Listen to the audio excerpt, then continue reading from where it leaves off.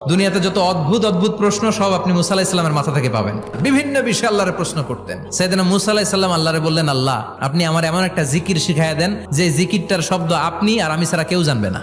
দিনে রাতে সব সময় এই জিকির আমি করব, আপনারে ডাকবো, কিন্তু শর্ত হলো এই জিকিরটা জানবে শুধু আপনি আর জানবো শুধু আমি। আল্লাহ বললেন, মুসা পড়ো লা ইলাহা ইল্লাল্লাহ।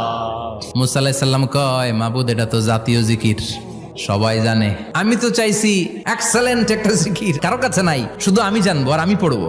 আল্লাহ বললেন, মুসা এই লা ইলাহাকে যদি এক পাল্লায় রেখে দাও, তাম বিশ্ব, 7 আকাশ 7 জমিনটারে তুলে যদি তুমি আরেক পাল্লায় রেখে দাও, লা রাজাহাত কাফাতু লা ইলাহা ইল্লাল্লাহ, মুহূর্তের মধ্যে লা ইলাহার পাল্লা ভারী হয়ে যাবে। ও মুসা, তুমি যতই এক্সক্লুসিভ জিকির চাও, লা ইলাহার চেয়ে দামি জিকির আমার কাছে নাই।